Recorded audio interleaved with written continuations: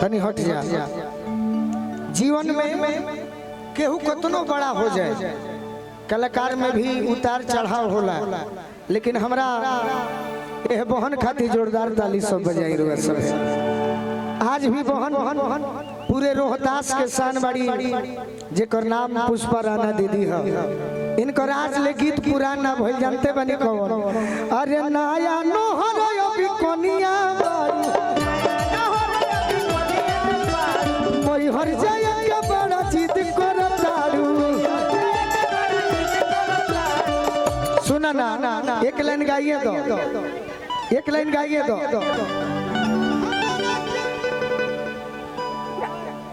सबसे पहले हम ये कहेंगे, जितने भी हमारे गांव के चाचा भाई काका अगल बगल भौजाइयो चाची सब कोई आई है, सबके प्रणाम बा हमरा तरफ से। गावे खातिर तो हमें आइले नहीं थी, हम आइल बानी सबके सम्मान में, सबके सम्मान में। काहे कि आज हम दिल से एगो बात कहल चाहते हैं कि जोन सपना हमारा मन में बहुत दिन से रहे, हम नारी होके के चलते वो चीज में सक्षम ना भइली। गोलू बाबू, मेरे बहुत बड़ा अरमान रहे कि हमारा गांव में भी पूरा दुनिया में जाके पंचम के झंडा हम खुदे ला रहा होता नहीं, लेकिन हमारा गांव में इतना बड़ा बड़ा कलाकार आवे लोग, ये हम अरेंज ना कर पावत रही अकेले होके। ये सबसे बड़ा काम जानत लो भैया की गइले बा।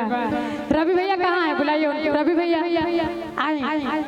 ये सबसे बड़ा बहुत बड़ा धन्यवाद हम अपना रवि भाई के देव, आपके पूरा परिवार के देव कि इतना बड़ा कार्यक्रम अपने गांव में अरेंज, ये सबसे बड़ा बात बा। आ सब कोई आई बना तो पूछो मत गोलू भाई कि हम कितना खुश बानी, इतना बड़ा बड़ा बड़ा। अच्छा गा दे तार मनबा। अरे कि हमारो के डाला बुरे गोरी, और ये हमारी डार्लिंग है। यूट्यूब चैनल के माध्यम से रोवा सब देखत हो, रूपा हमार जान अड़ी ये हमरा जान परान में बसेली।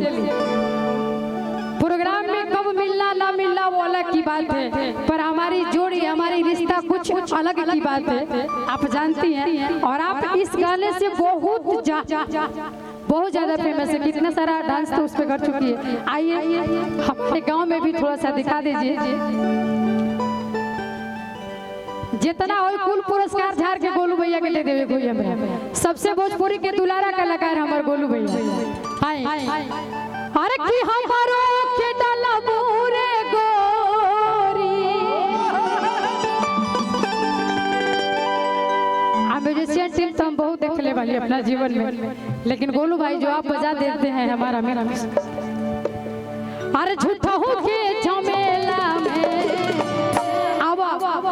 गोलू भाई के गावे के बस थोड़ी सी जाके। अरे हाय गोरी यारे भूला जइबू मई हर के मेला में, गनिया रे भूला जइबू मई हर के मेला में। नया नहर अभी कन्या बाट मई हर जाई काहे जिद करत, नया नहर अभी कन्या बाट मई हर जाई काहे जिद करत। हमारो के डाल बुरे गोरी, हमारो के डाल बुरे गोरी, झूठा हो के झमे। अरे है झूठा हो के झमेला में। अच्छा आओ गोलू भैया हमारे खड़ा बड़े, हम गावे नहीं चाहते, हम गावे खाते बिल्कुल नहीं किया। आप लोग के आशीर्वाद से हम बहुत गाइला, बहुत प्रोग्राम करीला, हमरा उसे कोनो दिक्कत नहीं के। आई भाव भाव।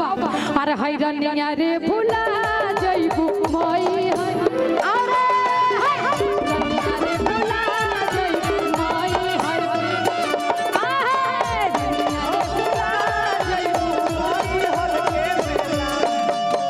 के, रजऊ तू पर हो जइबा